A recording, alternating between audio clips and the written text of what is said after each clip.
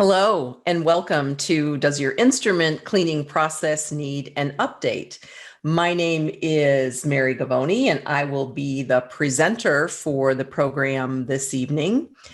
And I again want to welcome you not only for myself, but on behalf of Viva Learning. Hopefully you are frequent visitors to the Viva Learning or ultrasonic cleaning solution. And we're going to talk a little bit about why they call their product Try Clean, because it does do an excellent job of cleaning our instruments for us. So here's our overview of the topics we're going to talk about tonight.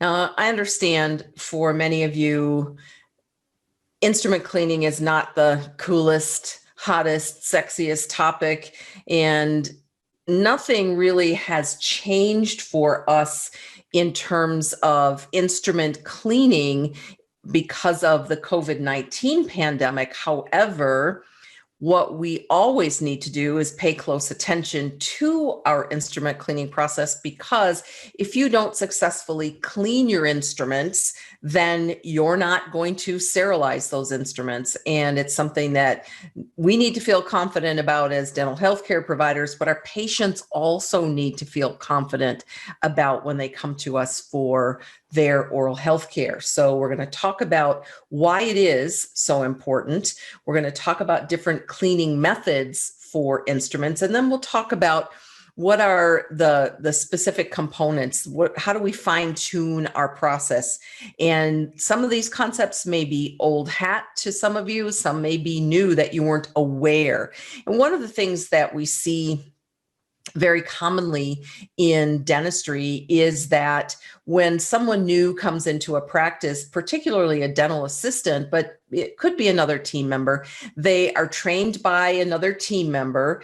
And so many times they are trained based on that other team member's preferences or what they know. And that's not necessarily a bad thing, but if they've not had any formal training, or they've not, for example, looked at manufacturer's instructions for how we use particular devices and equipment, then they may be training somebody new with incorrect information. So the one takeaway that I hope that you will have from this evening is that instrument reprocessing, meaning taking those instruments from being used to being reused, and all the way through the sterilization process, begins with cleaning. Now, many of you have probably seen this diagram or something similar to this that has steps in the instrument reprocessing cycle. We're going to focus strictly on cleaning this evening or during this webinar. And there are other steps that are included in here, but I tried to make it as simple as I could. You use the instruments, you clean them, you package them, you sterilize them, you put them into storage. So we're going to cleaning, and that is our sole focus for this program. Over the course of the pandemic, it has occurred to me that finally many dental professionals are really paying attention to what do the regulations say that we need to do. All of a sudden, there's so much more emphasis on it. So I tried to make this very simple for you. And we'll talk about OSHA, then we'll talk about CDC. And this is what OSHA says about instrument reprocessing. And they don't specifically say what type of a method that we use for instrument cleaning or reprocessing, but something that a lot of people don't necessarily know is that reusable sharps is what we typically, the legalese term for instruments that can be reused, and sharp items, which are so many of what we have, that if they are contaminated with blood, when we take them into our instrument processing area, they should be stored in a way that you can't just reach in with your hand into a container where they're placed so you won't puncture yourself. So we're going to talk about what that means in a bit. And OSHA also says that these instruments, as soon as possible, should be placed in containers until they're reprocessed. So that container could be your ultrasonic unit, or it could be a pre-soak, but this also applies to transporting instruments. And that's something I think that's overlooked a lot. So containers for transporting instruments need to be puncture resistant, color coded or labeled, and leak proof. They also have to be closed containers. So I'll talk a little bit more about that in a bit. So I've given you on your handout the link to the OSHA bloodborne pathogens standard, and it very clearly states all of these points if you need a reference to go back to say, wait a minute, this is what OSHA says. Now, as I said before, CDC doesn't have, or OSHA doesn't have a lot to say about instrument cleaning, but the CDC has plenty to say. And in the very beginning of the section in the CDC guidelines for infection control in dental healthcare settings back from 2003, this is our Bible, our main resource from the CDC on infection prevention. In the very beginning of that section on cleaning, sterilizing instruments, it talks about making sure that we are removing all the debris and the contamination so that it won't interfere with microbial inactivation if they happen to be disinfected rather than sterilized, or that it won't compromise the sterilization process. So just because we take an instrument and we put it into the sterilizer doesn't mean that all the microbes are necessarily killed or inactivated. Steam under pressure in an autoclave, a heat sterilizer, must be able to contact all the surfaces of the instrument in order to inactivate or kill the microorganisms. And if there is a film or a barrier of organic debris or inorganic debris, could be blood, could be some other substance, might be some restorative material on that instrument, then the steam can't contact the surface of the instrument. So it may be less contaminated than when it went into the sterilizer, but it absolutely is not sterile. And that's a very, very important fact. And that's the main reason why cleaning is so critical. The CDC also says that we need to look at cleaning methods based on how effective is it, what kind of equipment that we have, is it compatible with the items that we're cleaning, and exposure risks. So in other words, automated cleaning in an ultrasonic or in an instrument washer certainly decreases exposure risks because there's less handling of instruments. And the CDC doesn't like the concept of manually scrubbing instruments all the time. So automated cleaning is best, but sometimes scrubbing of instruments needs to be done. Perhaps an instrument has some serrated edges. We'll look at some examples of that in a bit. And it's tough to remove blood or perhaps bone debris from a bone file in the ultrasonic cleaner. But there are ways that steps that we can take to avoid having to hand scrub. And I've been a dental assistant for a very long time, and I come from the days of hand scrubbing instruments with no gloves, no personal protective equipment at all. We didn't wear that in the early 1970s, which is probably before many of you were born. And I can remember getting injured several times. I can remember getting a bad staph infection in my thumb because I poked myself with a contaminated instrument. And I knew the infection in my finger was pretty bad when it swelled so much that I couldn't get a finger cot on it. So those of you who aren't familiar with finger cots, I sort of irreverently call them finger condoms because that's sort of what they look like. You just roll them on to a finger or a thumb. And so when my infection got so bad, I knew I needed some medical attention for it.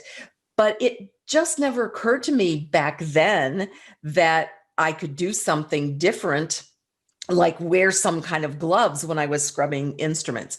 Not to mention the fact that when you are scrubbing instruments, even if you're scrubbing them under water, some of the recommendations are to scrub under running water, you're still spattering and splattering whatever is on those instruments on your face and your clothing and so forth. So not a great thing to do.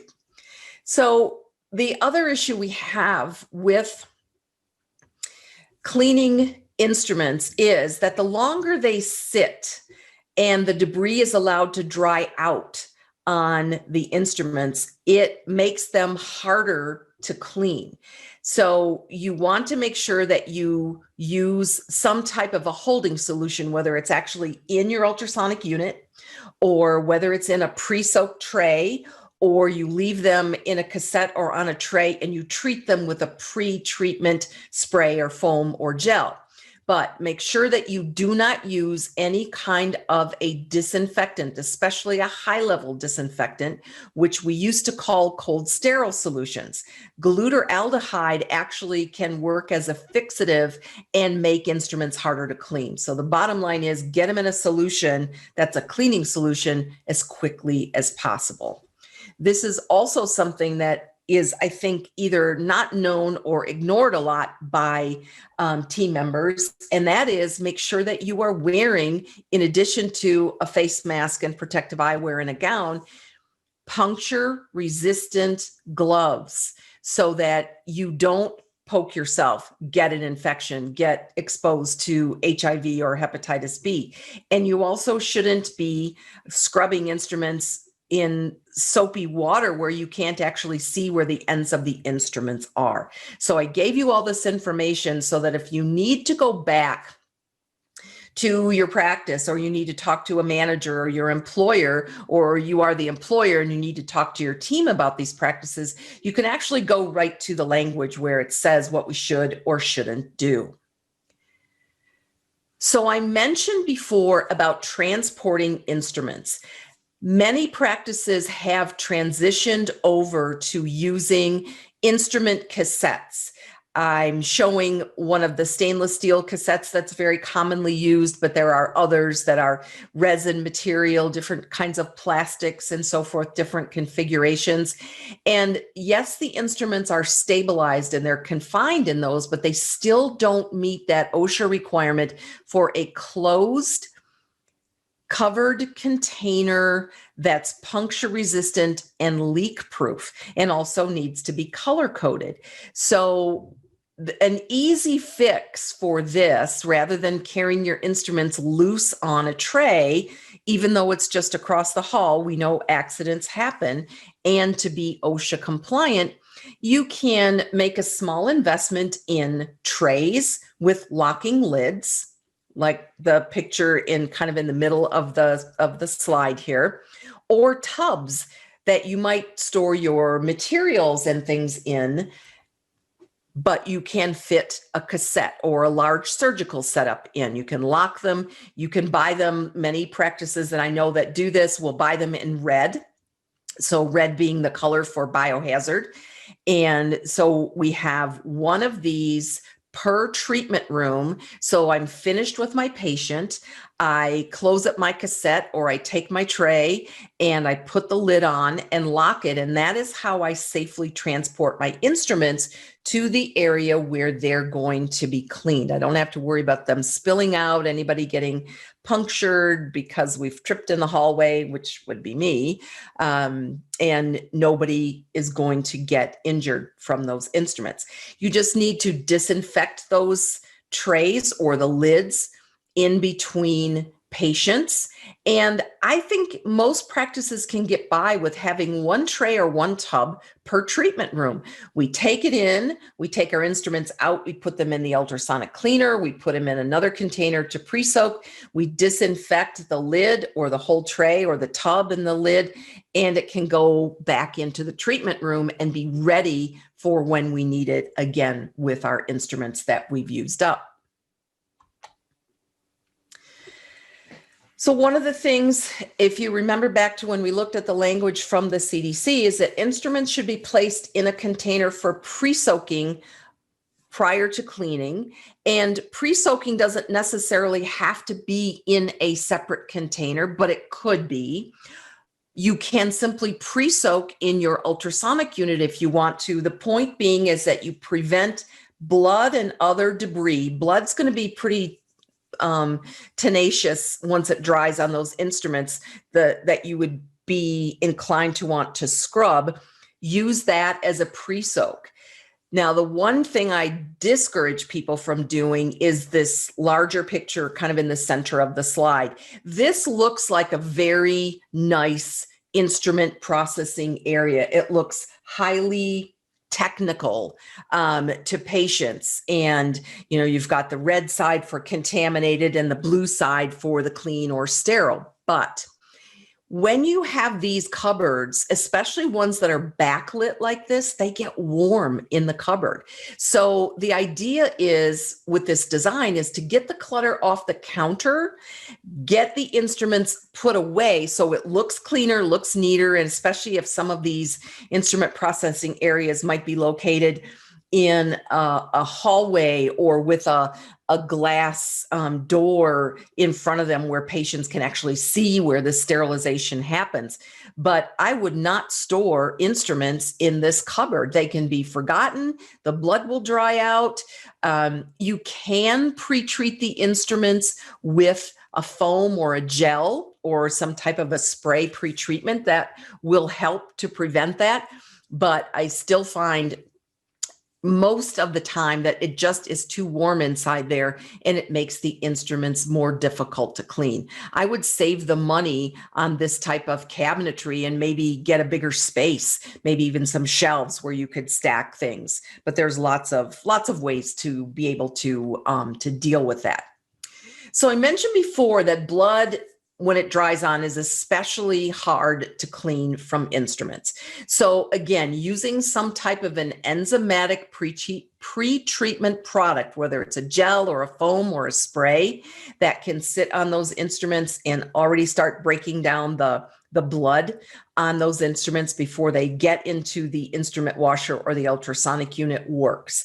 Another trick I learned from several of my oral surgery clients, and I want to preface this by saying that this is only to be used as a pre-soak in a separate container, not in your ultrasonic unit. All of your ultrasonic solutions are designed to be at a certain pH that is compatible with your equipment. And you don't want to use disinfectants unless something is sold specifically for use in an ultrasonic unit, because you can cause problems with the functioning of your unit. The metal can be affected and things can malfunction.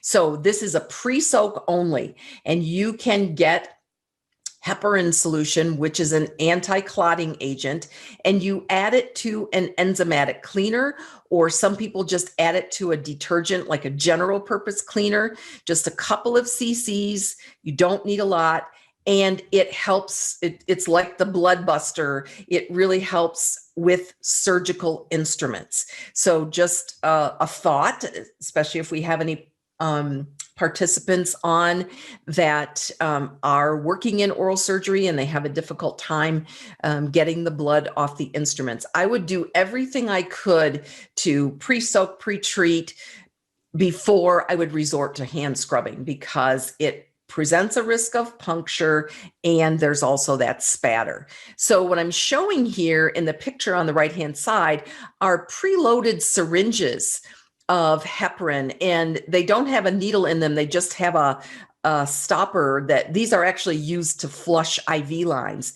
And so you can buy these already pre-measured. You just need 1 or 2 cc's, but again, in a separate container, not in your ultrasonic unit. The things that I find the most difficult to clean: surgical suction tips, the stainless steel, beautiful surgical suction tips, and anything that has a serrated tip, especially bone files, whether they're surgical files or perio files, because the ridges can easily collect bone and blood and tissue, and they're tough to clean. Most practices that use the surgical suction tips have those lovely little brushes and the little snaky devices, for lack of better description, that they put through those suction tips to clean them, which again causes all kinds of risk for spatter or splatter of the contents of those. So again, soaking those suction tips in an enzymatic cleaner, pre-soaking, soaking them in an enzymatic cleaner that is heparinized, that has some heparin added to it, will clean those for you without having to do risky scrubbing. Or the other alternative is suction tips that are disposable. And there are many out on the market that are plastic, disposable, surgical suction tips. And the advantage with those, obviously, is they're more efficient. You don't have to clean them. They're not horribly expensive. And most of them are made of a plastic that will withstand a sterilization cycle. Now, that doesn't mean that you can reuse them. What it means is you can sterilize them prior to using them because they don't come in a sterile pack. So if you want to have everything sterile to start your procedure, your gauze, any other disposables, including a suction tip, then you can put it through a cycle, but it's a single use, one patient only. And then you don't have to clean the lumens on those. The same thing really applies, the same concept applies for air water syringe tips. The metal reusable air water syringe tips have such a small lumen, it is pretty much impossible to clean them. You would have to take some kind of a very small wire to clean through. And I've seen some research done by the Dental Advisor where our good friend Dr. John Molinari did some research on what was actually collecting inside of those suction tips, and it was pretty frightening. So again, they're not being sterilized if they are not completely clean. So I'm going to make the case there for, again, disposable air water syringe tips. And there are a number out on the market now that are so good. They don't leak. They don't come off in the middle of treatment like some of the early ones did. You know, people all of a sudden during the early days of HIV and AIDS wanted to switch to those, and they did, and then they were messy and leaky and fell off, and so they went back to using the metal tips. But we need to move away from those because they're very, very difficult to clean. So I've talked up to now about using ultrasonic cleaners for cleaning instruments. But there also are instrument washers. Some of you probably use instrument washers in your practice. And there are two basic types of washers. One that simply cleans the instruments and allows them to be dried. And they either come in an under-the-counter model or a tabletop model. And then there are, and an example of that would be Hydrum from Sycan.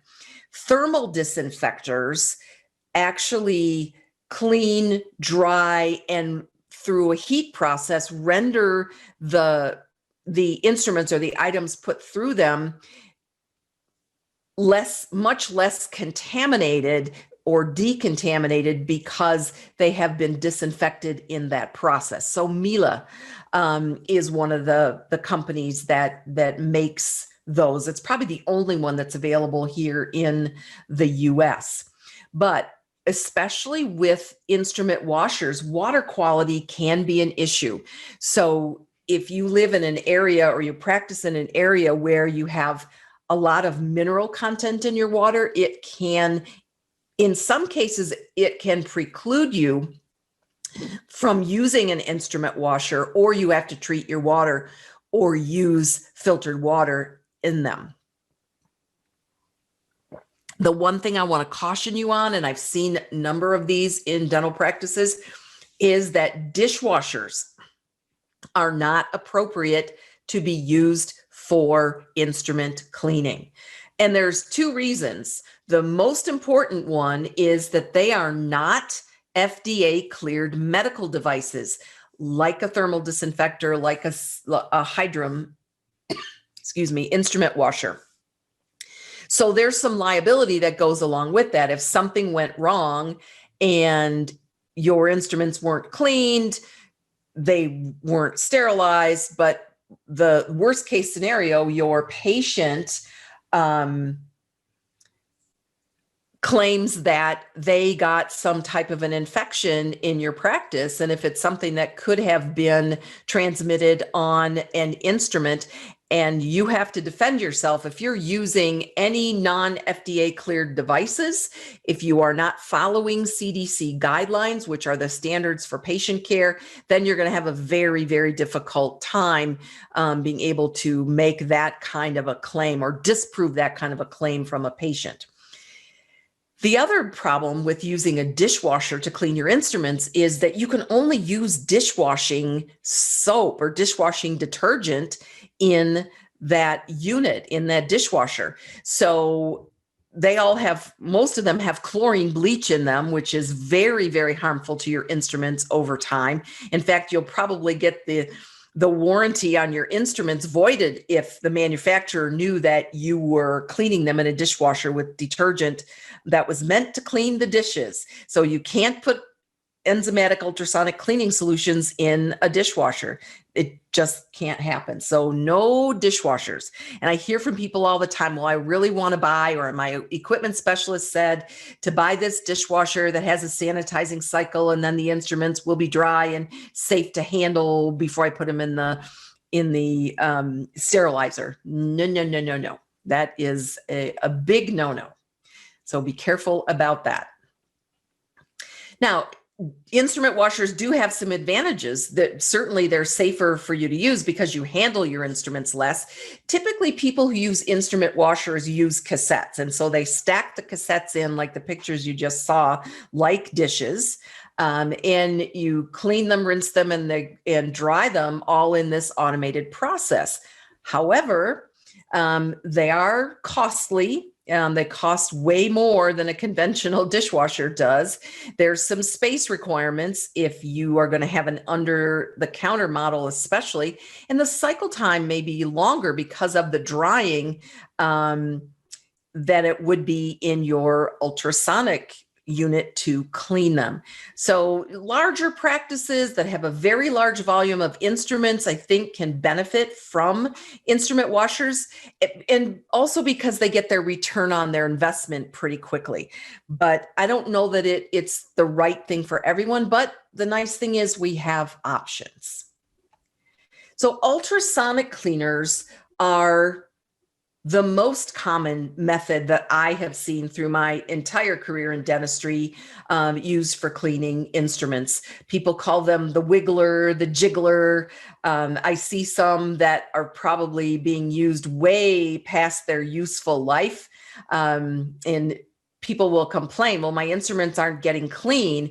And they've either just crammed so many instruments in the unit, or they don't even have the instruments submerged all the way into the solution, which means you're not going to get your instruments cleaned, or they haven't tested their unit for functioning to make sure it's even still working. Just because it's making some noise doesn't mean that cavitation action that's cleaning your instruments is actually happening. So I think there's a kind of an even split in the practices that I have seen between a counter or a tabletop model for an ultrasonic unit and one that's recessed into the counter. It looks much cleaner. It takes up a little bit less space, obviously, up above to have a unit that is recessed into the counter, but it really depends on what kind of space requirements that you have or space available you have in your sterilization area. And if you've looked at ultrasonic cleaning units, you know they come in all kinds of sizes and capacity. So the inclination of many people is to find the least expensive, which typically is the smallest size of a unit, and just make it work. But what you're doing is then hurting your efficiency in your instrument cleaning process. Now, if you have loose instruments, you don't have them in a cassette or a container, then obviously a smaller unit can work. But if you are using cassettes, then you're going to have a larger unit. I worked with an oral surgery practice that was getting ready to equip a brand new sterilization area, and they had picked out cassettes that fit their instruments on their for all of their surgery setups. But what their equipment consultant that they were working with had ordered for them was an ultrasonic unit that was too small. So fortunately, we caught that in time that they could increase the size of the unit. And I just realized I have a typo on this slide, and I apologize. Loose instruments is spelled wrong. So my point in this sentence with the typo is that there is a mesh basket that comes with your ultrasonic unit, and you should always use that. You should never put your hands in the unit to retrieve instruments out. Pull your basket up, let the solution drain, and then remove the basket to remove the instruments. Less risk to you. So again, the size, the configuration of your ultrasonic unit is going to be determined by the types of instruments. How many instruments? What do your setups look like? What do you store them in? What do you transport and clean them in? And make sure that you get enough capacity rather than think you can get by for a time with a smaller unit. And then you realize, well, this really doesn't work. So now what do you do? Especially if you've recessed the unit into the counter, then you've got an opening that you can always make a little bit larger, but who knows if there's room for that. So plan ahead, plan for expansion. Now, I saw somebody asked a question about how can you test if your ultrasonic is functioning properly, and we'll talk about that in just a second. Now, ultrasonic cleaners come with lots of instructions. MFU stands for Manufacturer's Instructions for Use. So the MIFUs, as we call them. Always read instructions for any equipment that you use, that you purchase, that you're going to start using. Make sure you know how many instruments can I put in a load? How many cassettes can I put in a load? If you overpack it with instruments, you're not going to be as successful in cleaning your instruments. Everybody asks me when I'm doing seminars or I'm doing webinars, how long do I need to run the ultrasonic for? And my answer always is, it depends on what the manufacturer recommends. And it's probably a longer time from most manufacturers if your instruments are in some type of a cassette or a container rather than loose instruments. So you need to consult. Now, I do hear from team members occasionally that they don't understand the instructions, or they think the instructions are confusing or ambiguous. In that case, call the manufacturer, ask to speak to somebody in their technical support department, their service department. They can help you. They would love to answer questions for you and teach you or give you pointers on how to correctly use their unit. Now, one of the things that some recent studies have shown is that running your ultrasonic in a heated cycle can make it more effective because it enhances the actions of the enzymes if you're using an enzymatic cleaning solution. And the reason is that when you use an ultrasonic with a heat cycle, it keeps the solution, maintains it at an optimal temperature, which, if I remember right, is around 110 degrees. So it keeps it that way all the time. Now, when you run your unit, you'll notice the solution may get warm, but then it's going to cool back down almost to room temperature. So now you've got to heat it back up again when your unit is run again. So make sure that if you're considering replacing the ultrasonic cleaner that you have, that you give consideration to that, because it is going to make it more successful. You should be testing your ultrasonic for efficacy, I would say maybe monthly, especially if it's an older unit, and you do it with what's called a foil test. I have a picture here that's from a YouTube video. So if you go to YouTube and you just Google testing ultrasonic unit, you'll see a whole number of videos that talk about how to do this process. So essentially what you're doing is testing to make sure that the cavitation action is working. If it is, it will make little dents or actually holes in the aluminum foil that you put in the unit. So I have a protocol that if you email me, I will be happy to send that to you, how to follow the steps.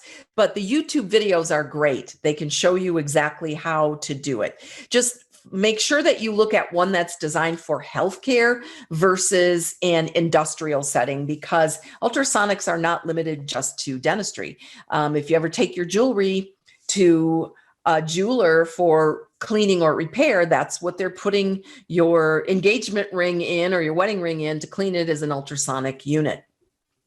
Now, there also are new type of devices. They've been out on the market probably for 3 or 4 years now, maybe a little bit longer, but relatively new to dentistry. And they are cleaning indicators or cleaning monitors. And there's a picture of some on the lower right-hand side. So there are some that are used in instrument washers, some that are used in ultrasonic units.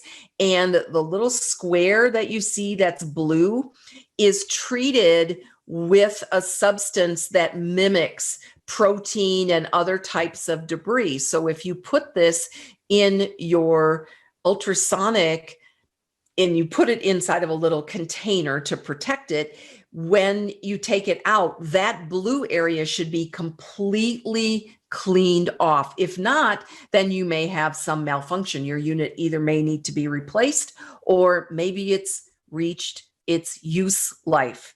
And I know this equipment is expensive, and it's the same thing like sterilizers.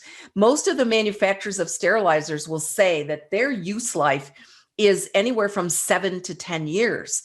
But I see practices, and maybe that includes some of you, that have sterilizers that are 30 some years old. Do they still work? Probably. They're passing spore tests, but are they optimal to be used? Maybe not. Maybe they need to be the backup sterilizer, and we have some more current technology for sterilization, but that's a whole other webinar. So ultrasonic solutions are a critical part of how we clean our instruments.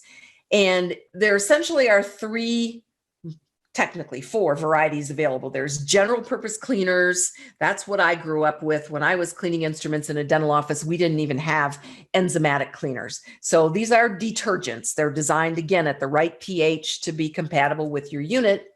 And then we started to see enzymatics come out when we got more worried about removing blood from instruments, so single or dual enzyme products. And what we're now evolving into, and this is where Brand Max has been sort of a pioneer, if you will, in that they have a triple enzyme formula. So the 3 enzymes that are in that particular product are protease, lipase, and amylase. Each one of those enzymes removes a different type of debris, any of these substances that can come from the patient's tissue. So protease is going to be the most important one, because we certainly want it to remove blood or other protein debris, but we also want to make sure any other debris, whether it's carbohydrate that may come from the polysaccharide biofilm that might be on instruments, or oils or body fat that may be contaminated from the tissue in the patient's oral cavity. So here's a homework assignment. Go and look at your products that you're using. What are you using for an ultrasonic cleaner, and how many enzymes does it have? And If you're not using an enzymatic cleaner, I would certainly move away from using a general purpose cleaner. You're going to have cleaner instruments.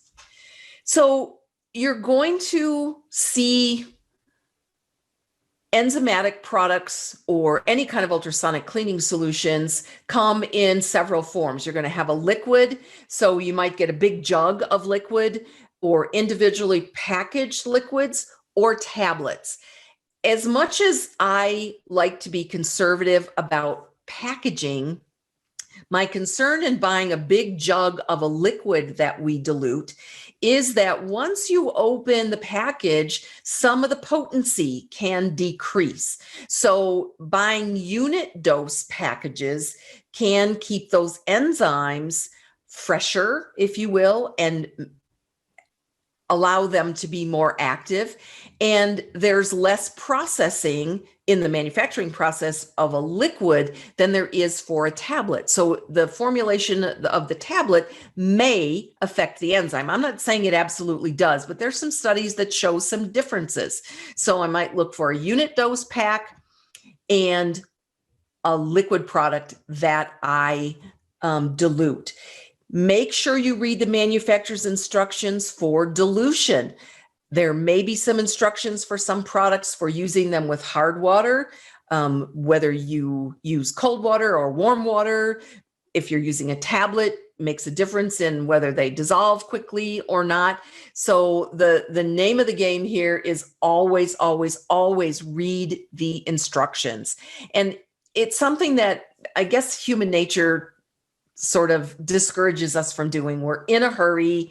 Hey, this is just ultrasonic cleaner. What's the big deal? It works just like the product I used to use, which may or may not be true, but can't emphasize enough that you need to follow those manufacturer's instructions. The other thing that you want to think about from an efficiency standpoint and decreasing maybe some of the inventory that you have to maintain in your practice is that some of the enzymatic ultrasonic cleaning solutions can be used as multi-purpose solutions, meaning some of them can be used for cleaning your evacuation system as well, but don't make the assumption that they're all the same. Read the instructions, ask the manufacturers, can I also use this as an evacuation system cleaner? Because now that so many more people are using the high volume suction in the office because of aerosol containment, we need to keep those evacuation lines clear and running effectively for us. Now, in the very beginning, we talked about appropriate personal protective equipment for cleaning instruments. So I didn't show you the whole gamut because I don't see too many people neglecting to wear their safety eyewear, their respiratory protection, or even a lab coat or a gown. But what I do see are many, many people using exam gloves for handling instruments, even if you're using cassettes. There are times when an instrument may be poking out, there may be another instrument. So you need to make sure that you are wearing utility gloves. Now, there are lots of different brands of utility gloves out there, but I'm going to give a plug here for the lilac gloves from Hugh Freedy Group. And the reason is, well, there's several reasons. One is they are sized more for women's hands, which are smaller, so they fit better. Everybody complains about the fit. They also have a liner inside that makes them easier to get on and off. So whether you wear exam gloves underneath the utility gloves or you put your bare hands in the utility gloves is up to you. It may depend on if you share gloves or if you have your own pair, but those are the ones that I would recommend. But they're not the only ones out there. The one thing you have to remember, though, is if you went to Target or Walmart and you just bought a pair of Playtex gloves, they are not puncture resistant. They don't meet the OSHA requirement. So you've got to buy ones that have a rating as puncture resistant heavy duty utility gloves. So when you pre-soak your instruments, you run them through this instrument cleaning cycle, you rinse them, then you need to inspect them and making sure that you check for any remaining debris. If there is some remaining debris on an instrument, you could selectively hand scrub, but you do it with a long-handled brush, not a toothbrush, not a hand scrub brush, because you want it further away from you for reducing spatter. You can run that instrument through another cycle in your ultrasonic. Maybe it was sticking up out of the solution. Maybe we didn't get all the cement or something off of that instrument before it went through. So the next step then is you need to troubleshoot your protocol. So do we all follow the same procedure? Instruments are all immersed. We make sure that we don't let them dry out so the blood doesn't dry on and become more difficult to remove. So you need to have a specific protocol, and everybody follows the same steps for cleaning instruments. And then if all else fails, we need to troubleshoot our ultrasonic cleaner or our washer. So I do the foil test. I would look at maintenance records, see how old it is. There's a number of things that you can do. The foil test will probably be the biggest indicator. But a lot of the things that happen in any process, in not just in dentistry, but in any industry or any healthcare setting, really have to do with user errors. So my instruments didn't get cleaned because I didn't have them all immersed in the solution. That's very common. Or I didn't run them for the appropriate cycle time, or I had too many in. But always do that inspection process. I have an oral surgery practice that I work with that does an absolutely amazing job. Every single instrument is individually checked after it's been cleaned. And if they're not really sure, they have a magnifying setup right in the instrument sterilization area where they can put those instruments under the magnifier and they can actually see if there's still debris on those instruments.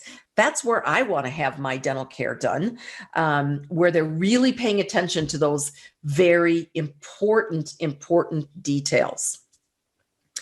So we're going to transition over in just a minute to questions and answers. But again, I want to thank BrandMax for their sponsorship this evening. If on your handout, you click on the electronic copy of the handout, if you click on this link, it will take you to their website so you can go look at their products. And it's my understanding that they are going to send you an email that will probably come from Viva Learning. And if you reply back, you can get some samples of the TriClean ultrasonic cleaner, which may be a great way for you to compare what you're using now and see how much better that it can work. So this is my contact information. If you have questions for me after the webinar, please feel free to email me. You can call me, but I'm doing webinars and conference calls all the time. So it's easier to email me with your question. Put Viva Learning January 21, so I know which webinar that you are contacting me about. If there's resources, information I can get for you, I'm happy to do that. But if you have a question about your CE certification, that I cannot answer for you and that I cannot help you with. So contact Viva Learning for questions about your CE certificates. So let's go to our question bank. Thank you all for being very patient in waiting till the end for answers to your questions. The first question I think we answered, is there a brand of puncture resistant gloves? And I think I answered that. I recommend the Hugh Freedy lilac gloves. And I do understand that it's hard to clean burrs and it's hard to package instruments with the thick gloves on, but it really is a matter of getting used to. It used to feel hard to package instruments even with exam gloves or do things with exam gloves on, but we're used to it. But if your gloves fit better, There's actually on the package for the Hugh Freedy gloves, there's a size chart. So you can put your hand on the chart and you know which size will work best for you. Cleaning burrs is tricky, and I do not recommend taking a wire brush and cleaning all the little grooves on the burrs. Soak the burrs. Use a pre-cleaner foam or gel. Soak them. Put them inside of like a tea ball that you would put tea leaves in to suspend them in the ultrasonic unit. But the other thing that you should know is that if the burrs you buy do not come with instructions for reprocessing them, meaning cleaning and sterilizing them, then they are technically disposable, one-time use as classified by the Food and Drug Administration. Some people have just switched to using disposable burrs, and then they always get a nice sharp one for every single patient. But just know that, especially if you're reusing diamonds, then make sure you're soaking them. Use those enzymatic pre-treatment devices, or products, I should say. Okay, next statement. I hear that OSHA forbids to use metal air water because the exact middle of it never gets sterilized and because it gets all the junk from the ultrasonic solution. OSHA has not, to my knowledge, I've not seen anything in any of the standards from OSHA that says you can't use those metal air water syringe tips. However, the CDC discourages it because you can't adequately clean them. And that's why I mentioned that before, that you really ought to be using disposables, but there's not any kind of a rule that says that you can't. I think we answered Veronica's question about making sure your ultrasonic is functioning properly. And one thing I didn't mention, how often do you change the water or the solution? It should be changed at least daily, but sooner if it gets cloudy or if you see lots of debris in it. So most people describe that as the floaties. You get a lot of floaters, a lot of floating debris in there. That's your indicator that you ought to be changing that solution. And if it gets cloudy, can an ultrasonic be used safely with COVID? Absolutely.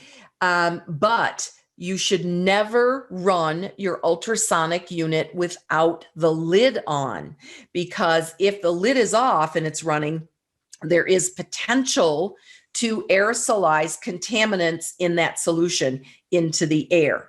So always run it with the lid on, but an ultrasonic cleaner is safe to use with COVID. And I'm hoping that's the ultrasonic you were referring to, and not an ultrasonic scaler. Although I think the ultrasonic scaler, which looking at the next question, I think is maybe what you were referring to. If you have the ability to contain the aerosol with HVE, high volume evacuation, if you have an N95 respirator and a face shield, then the CDC has said it is okay to use an ultrasonic scaler. So that we have to clarify that there are two types of ultrasonic technologies that we use in the, in the dental practice. Someone asked a question about accessing the handout that should be on your toolbar for the webinar. You should be able to access that. And my friend Trung is answering that question for you. Directions how to get it. Do mixing spatulas, like for alginate, are they required to be sterilized? Do you cold sterilize them? Do you wipe them down?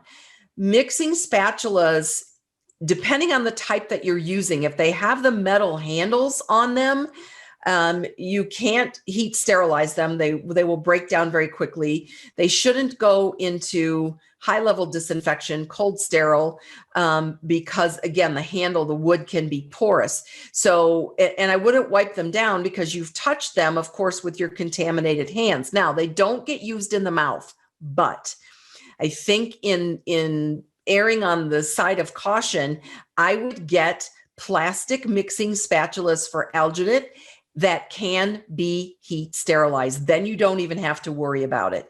And that's, again, something that I think that you need to make sure that your patients know all the extra things that you do for them, especially if you're in a practice where you're perhaps charging an infection control fee to help cover the extra costs of PPE. Your patients need to know all the little things that you do for them to keep them safe. There's a question about, is there a large price difference between individual packaging and a bottle or the jug? There is a slight difference. I cannot tell you how much.